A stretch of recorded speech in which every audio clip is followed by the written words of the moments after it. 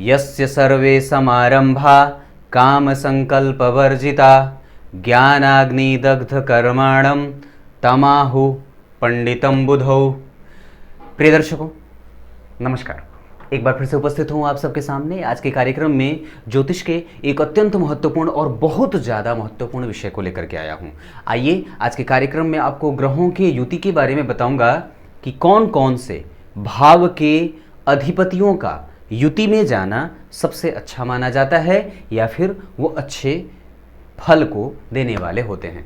कार्यक्रम को अंतिम हिस्से तक देखिएगा, जहां कार्यक्रम के आरंभ में बोले गए श्लोक का अर्थ भी बताऊंगा। बने रहिएगा कार्यक्रम के अंतिम हिस्से तक।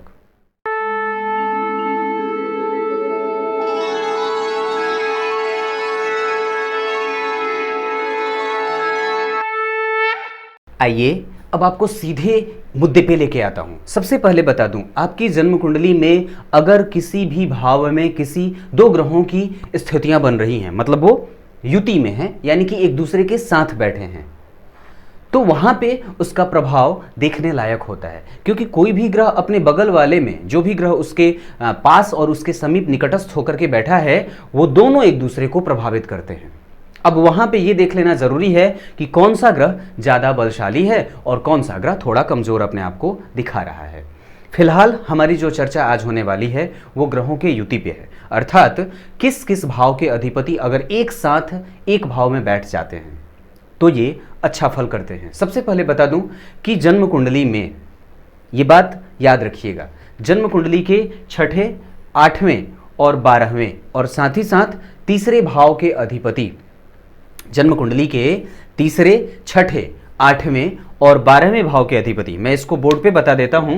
तो ये भाव, यहां के अधिपति, ये और ये, इन चारों भावों के अधिपति अगर जन्म कुंडली में कहीं भी बैठे हों और जिस भी भाव पे दृष्टि डाल रहे हों और साथ ही साथ वो जिस भी भाव के अधिपति के साथ बैठे हों, जैसे मान लीजिए यहां पे 3 नंबर लिखा है, आपको उदाहरण से समझाने के लिए मैंने यहां पे 3 नंबर लिख दिया, और यहां जब 3 नंबर लिखेगी कुंडली में तो यहां पे 5 नंबर लिखेगी। तो मान लीजिए आपकी कुंडली में ये दोनों भाव एक एक अंक लेकर के बैठ गए, यानी कि यहां के स्वामी हुए बुध और यहां के अधिपति हुए सूर्य। अब इन दोनों भावों के अधिपतियों की जो स्थिति है अगर कहीं से भी यहां बन जाती है, मान लीजिए इन दोनों भावों के अधिपति को बैठना था यहां और वो बैठ गए जाकर के भाग्य भाव में, इसका मतलब यह है कि ये जरूर ही व्यक्ति को रोग देंगे या भाग्य में रुकावट डालेंगे या निश्चित रूप से थोड़ा सा पेंडेमिक या फिर थोड़ी सी परेशानी जरूर करेंगे। वो थोड़ा सा व्यक्ति को निश्चित रूप से उसके भाग्य में अवरोध पैदा करेंगे। कभी भी जन्म कुंडली में देखने से पहले छठे, आठवें, 12वें और तीसरे भाव के अधिपति को जरूर देख लें कि वो कहां बैठे हैं। इन भावों के अधिपति आपकी जन्म कुंडली में कहां बैठे हैं और उनकी दृष्टि कौन से भाव पे पड़ रही है। वो जहां भी दृष्टि डालेंगे उस भाव से संबंधित और वो ग्रह जिस भाव का अधिपति है उसमें अवरोध पैदा करता है, उसमें जरूर ही विलंब देता है, उसमें परेशानियां जरूर लाता है। ये तो एक बात रही। दूसरी जो पक्ष की बात है प्रिय दर्शकों वो ये है कि आपकी कुंडली में के बाकी के और जो अन्य भाव हैं उस भाव में ग्रहों की युतियों का कैसा प्रभाव पड़ता है। तो कभी भी अगर जन्म कुंडली में पंचम भाव के अधिपति, नवम भाव के अधिपति, यानी कि यहां के अधिपति और यहां के अधिपति एक साथ अगर आते हों, कहीं भी जन्म कुंडली में बैठे हों, तो यह अच्छा फल करता है। वस्तुतः इनकी स्थितियां कभी भी छठे, आठवें, 12वें भाव में नहीं होनी चाहिए या तो फिर यहां पे भी नहीं होनी चाहिए। अगर ये बाकी के अन्य भावों में बैठते हैं तो ये 100% अच्छा फल करेंगे। हाँ, वहां पे ये बात भी जरूरी है देख लेना कि क्या उन दोनों ग्रहों की स्थितियां डिग्री के हिसाब से मजबूत हैं, यानी कि वो ठीक तो है ना। अगर वो ठीक है तो निश्चित रूप से अच्छा फल करेंगे। ये तो बात रही पंचम और नवम भाव के अधिपति। अब इसके बाद जो चर्चा का विषय बनता है वो ये है कि जन्म कुंडली के केंद्र के अधिपति यानी कि लग्न, चतुर्थ, सप्तम और दशम, इन भावों के अधिपति आप ध्यान से समझिएगा, जो भी यहां पे अंक लिखा हो इन भावों में क्रमशः केंद्र इसे कहा जाता है। ये भाव यहां और यहां, ये चारों घर जहां भी मैंने गोल घेरे लगाए हैं इसे केंद्र कहा जाता है कुंडली का। और इन चारों भावों के अधिपति अगर एक साथ बैठ जाते हैं और खास करके अगर केंद्र में या फिर पंचम, नवम या लाभ भाव में और साथ ही साथ अगर ये धन भाव में भी जाते हैं तो ये युति अच्छी कही जाती है। ये बहुत प्रैक्टिकल और बहुत जानकारी से भरा विषय हो सकता है कि व्यक्ति की कुंडली में ग्रहों की युतियां कौन कौन से भाव के ग्रह की युति चल रही है। अगर लग्न के अधिपति का संबंध धन भाव के अधिपति के साथ कहीं हो जाए तो ये बड़ा अच्छा होता है धन के मामले में। अगर जन्म कुंडली के लग्न के अधिपति का संबंध जन्म कुंडली के चतुर्थ भाव के अधिपति के साथ हो जाए तो ये बड़ा अच्छा हो जाता है जीवन के सुख और संसाधन और व्यक्तित्व के विकास करने में। अगर जन्म कुंडली के लग्न के अधिपति का संबंध सप्तम भाव के अधिपति के साथ हो जाता है तो ये भी अच्छा होता है। हालांकि यहाँ पे सप्तम भाव को चूंकि मारक भाव कहा जाता है, इस वजह से कभी कभी स्वास्थ्य में परेशानी देते हैं और धन की समस्या को कभी कभी कमजोर करते हैं, परंतु फिर भी ये विशेष स्थितियां लाभदायक ही होती हैं केंद्र के स्थिति होने के कारण। जन्म कुंडली के लग्न के अधिपति का संबंध अगर दशम भाव के अधिपति के साथ हो जाए, लाभ भाव के अधिपति के साथ हो जाए, यानी कि लग्नेश का संबंध लाभेश के साथ हो जाए जन्म कुंडली में, तो यह अच्छा कहा जाता है। लग्न के अधिपति के साथ संबंध अगर नवम भाव के अधिपति के साथ हो जाए, दोनों एक दूसरे के साथ बैठ जाएं या फिर ये एक दूसरे को देख लें तो भी ये अच्छा होता है। यहाँ पे संबंध बनाने का मतलब है प्रिय दर्शकों, एक दूसरे को देख भी लेना या फिर एक दूसरे के साथ बैठ भी जाना।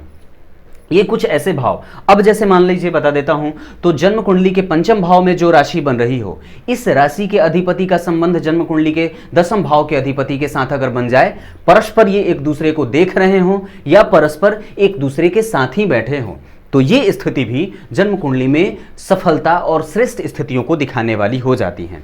जन्म कुंडली के दसम भाव के अधिपति का संबंध अगर लाभ भाव के अधिपति के साथ बन जाए तो यह संबंध भी बड़ा अच्छा कहा जाता है। अगर आपकी कुंडली के दशम भाव के अधिपति और लाभ भाव के अधिपति किसी भी भाव में क्रमशः 12वें, 8वें, 6ठे और तीसरे भाव में एक साथ न बैठे हों और अगर वो किसी भी भाव में बैठे हों इन भावों को छोड़ करके, तो ये संबंध अच्छा कहा जाता है। जन्म कुंडली के लाभ भाव का संबंध अगर दशम भाव से, चतुर्थ भाव से, केंद्र के किसी भी भाव के साथ हो रहा हो तो ये युति भी बहुत अच्छी कही जाती है और संबंध अच्छा कहा जाता है। ये सेम स्थितियां, ये जो सारी स्थितियां हैं जन्म कुंडली में, ये आपको सिर्फ लग्न में ही नहीं, अगर स्थिति बनती है तो नवमांश में भी जरूर देख लेना चाहिए, दशमांश में भी जरूर देख लेना चाहिए कि वो ग्रह आपकी कुंडली में कहां जाकर के किस भाव में बैठा है और साथ ही साथ वो किस भाव के अधिपति के साथ स्थितियां बना रहा है। जन्म कुंडली के अध्ययन के अंतर्गत अगर कभी भी आपका ध्यान इस विषय से हटता है या च्युत होता है, तदुपरांत इसका रिजल्ट आप कभी भी एक बेहतरीन जन्म कुंडली के अध्ययन के तौर पर नहीं कर सकते हैं। साथ ही साथ यहाँ पे ये बात भी बहुत ज्यादा आवश्यक हो जाती है कि इन दोनों ग्रहों के अधिपतियों की स्थिति और साथ ही साथ वो जिस भाव के अधिपति बन रहे हैं, जिस भी भाव का आधिपत्य उन्हें कुंडली में मिला हुआ है, उन दोनों के बीच के अंशों के अंतर को देखना भी बहुत ज्यादा आवश्यक और जरूरी होता है। साथ ही साथ यहाँ पे ये बात भी बहुत ज्यादा जरूरी है कि उन दोनों ग्रहों के बीच का संबंध कैसा बन रहा है, मतलब वो एक दूसरे के साथ निकट आ रहे हैं या दूर जा रहे हैं अंशों के आधार पर। कुछ इसी तरह से आज के कार्यक्रम का समापन करेंगे। कार्यक्रम के आरंभ में बोले गए श्लोक का अर्थ बता देता हूं, बड़ा अजीब सा है। गीता हमें संपूर्णतया से यही बात पढ़ाती है और गीता का पाठ हमें यही पढ़ाता है कि आपके प्रत्येक कृत्य के पीछे आपका कभी भी स्वार्थ नहीं होना चाहिए, क्योंकि भगवान हर बार यही कहते हैं, कर्म करने के बाद उसके फल की इच्छा मत करो। कोई भी व्यक्ति जीवन में किसी भी निकृष्ट से निकृष्ट और श्रेष्ठ से श्रेष्ठ पुरुष अगर कोई भी कृत्य करते हैं या कोई भी कृत्य उनके द्वारा करे जाते हैं और क्रमशः अगर वो उसमें सकामता नहीं लाता है, मतलब वो अगर उसमें इच्छा नहीं रखता है कि इसका मुझे कुछ फल भी मिलने वाला है, उस काम का रिजल्ट आपके पक्ष में आता है और उसका फल आपके लिए सन्निहित हो जाता है। और श्रेष्ठ पुरुष वही सर्वाधिक श्रेष्ठ भी होता है, क्योंकि ज्ञानी जन उसे ही परम पुरुष की संज्ञा देते हैं, जो कोई भी कृत्य करने से पहले उसके फल की इच्छा न तो रखता है और न ही सकामता से युक्त होकर के कोई भी काम करता है। कुछ इसी तरह से आज के कार्यक्रम का समापन करते हैं। तब तक के लिए इजाजत दीजिए, कल एक बार फिर से उपस्थित होंगे आप सबके सामने। तब तक के लिए नमस्कार।